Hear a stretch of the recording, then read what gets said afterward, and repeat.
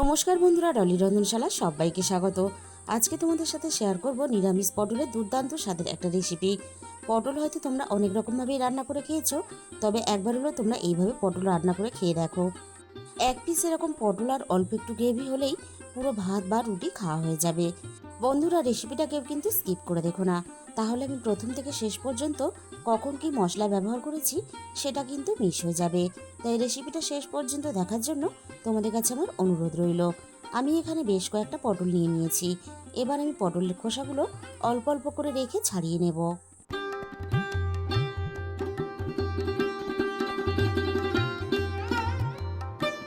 পটল যদি একবার এইভাবে রান্না করো যে একেবারেই পটল খেতে চায় না, সেও কিন্তু খেয়ে ফেলবে।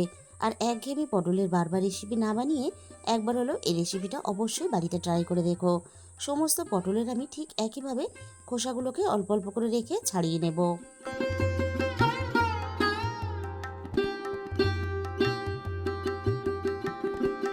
যতটা সম্ভব পটলের খোসা ছাড়িয়ে নেওয়া যায় এইভাবে আমি ছাড়িয়ে নিলাম। বাকি পটলগুলো ঠিক একইভাবে আমি ছাড়িয়ে রেডি করে নিয়েছি। এবার আমি পটলের দুটো মুখ কেটে অল্প অল্প করে পটলের গাগুলোকে চিড়ে দেব। পটলের গাগুলো এইভাবে যদি অল্প একটু করে চিড়ে দেওয়া হয়, তাহলে পটল ভাজার সময় পটলের ভিতরে যে জলভাবটা থাকে সেটা অনেকটাই বেরিয়ে যাবে। আর সমস্ত রান্না তেল মশলা খুব সহজেই পটলের ভিতরে চলে যাবে, আর তার জন্য পটলগুলো রান্নার পরে খেতে বেশি ভালো লাগবে।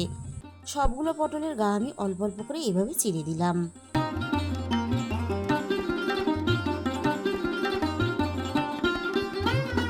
এবার আমি পটলগুলো রান্নার জন্য রেডি করে নেব। তার জন্য আমি প্রথমে পটলের মধ্যে স্বাদ মতো লবণ দিয়ে দিলাম। লবণটা আমি খুব ভালোভাবে ঘষে ঘষে পটলের গায়ে মাখিয়ে নেব।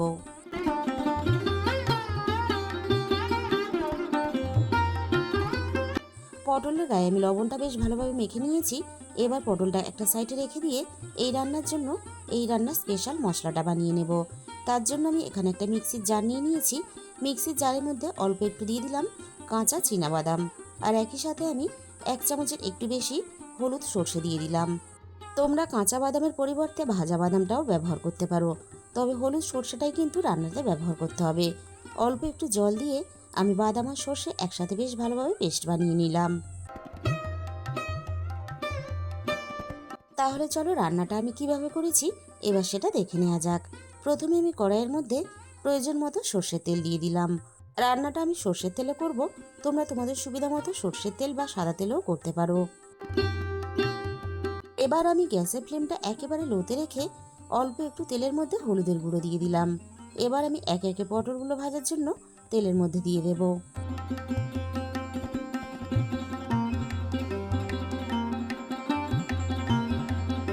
সবগুলো পটল আমি একসাথেই ভাজার জন্য তেলের মধ্যে দিয়ে দিলাম।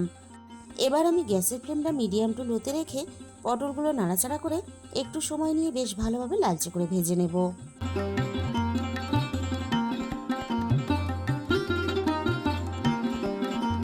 পটলগুলো এভাবে একটু ঘুরিয়ে ফিরিয়ে আমি নাড়াচাড়া করে ভেজে নেব।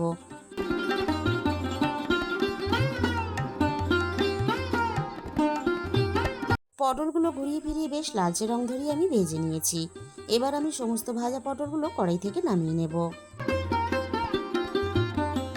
কড়াইয়ের মধ্যে বাকি যেটুকু তেল আছে এই তেলেই আমি রান্নাটা করে নেব। এবার আমি তেলের মধ্যে ফোড়নে দিয়ে দিলাম অল্প একটু কালো জিরে, আর একই সাথে আমি দিয়ে দিলাম দুটো এলাচ আর অল্প একটু ডালচিনি। এবার আমি ফোড়নটাকে নাড়াচাড়া করে কয়েক সেকেন্ড ভেজে নেব, ফোড়ন থেকে সুন্দর মিষ্টি গন্ধ বেরোনো পর্যন্ত।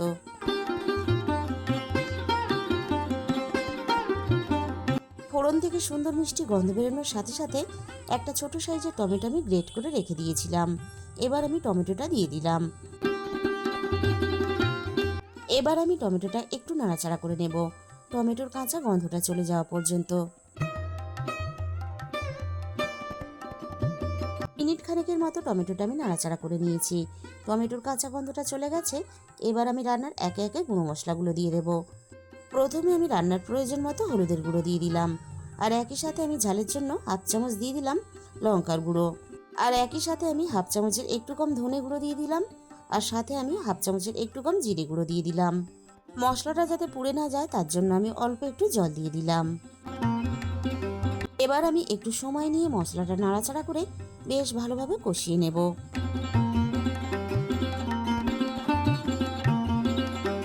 মশলা কষানোর সাথে সাথে আমি অল্প একটু স্বাদ মতো চিনি দিয়ে দিলাম। অল্প একটু স্বাদ মতো চিনি দিলে তাহলে রান্নার কালারটা যেমন ভালো আসবে, তেমনই কিন্তু রান্নার স্বাদের ব্যালেন্সটাও ঠিক থাকবে। মশলাটাকে আমি নাড়াচাড়া করে বেশ ভালোভাবে কষিয়ে নিয়েছি।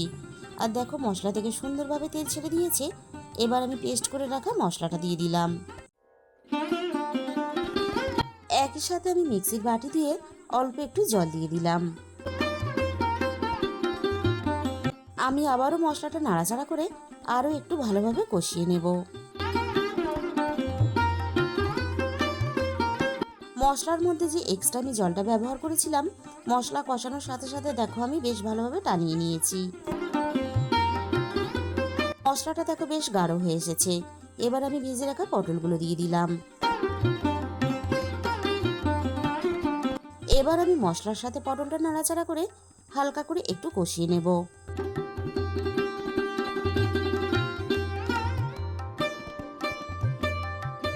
মিনিট 2-3 মতো আমি পটল আর মশলা একসাথে কষিয়ে নিয়েছি।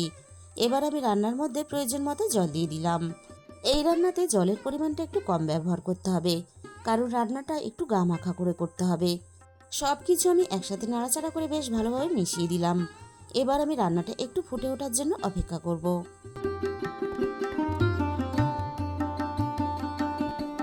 গ্রেভিটা দেখো বেশ ভালোভাবে ফুটে উঠেছে। এবার আমি রান্নার স্বাদ মতো লবণটা দিয়ে দিলাম। এবার আমি পটলগুলো সুসিদ্ধ হয়ে ভালোভাবে রান্নাটা হতে দেব। 7-8 মিনিটের মতো আমি রান্নাটা করে নিয়েছি। আর গ্রেভিটা কিন্তু আমি ঠিক এরকমই রাখবো। গ্রেভিটা এর থেকে আরও বেশি গাঢ় করলে তাহলে রান্নাটা ঠান্ডা হওয়ার পরে আরও অনেকটা গাঢ় হয়ে যাবে। তাহলে বন্ধুরা একদিন হলেও তোমরা এইভাবে অবশ্যই বাড়িতে ট্রাই করে দেখো। আর রেসিপিটা যদি ভালো লেগে থাকে তাহলে ভিডিওতে একটা লাইক, শেয়ার আর কমেন্ট করে দিও। আর যে সমস্ত বন্ধুরা এখনো পর্যন্ত আমার চ্যানেলটা সাবস্ক্রাইব করনি, এরকম সহজ ঘরোয়া নতুন রেসিপি পেতে আমার চ্যানেলটা সাবস্ক্রাইব করে আমার পাশে থাকার অনুরোধ রইল। আর তার সাথে সাথে পাশে থাকা বেল আইকনটা ক্লিক করে অল করে দিও। তাহলে আমি যখনই কোনো নতুন রেসিপি আপলোড করব সবার আগে তোমার কাছে পৌঁছে যাবে। আর তোমাদের মূল্যবান সময় দিয়ে রেসিপিটা দেখার জন্য তোমাদের সবাইকে অসংখ্য ধন্যবাদ। আজকে তাহলে এই পর্যন্ত।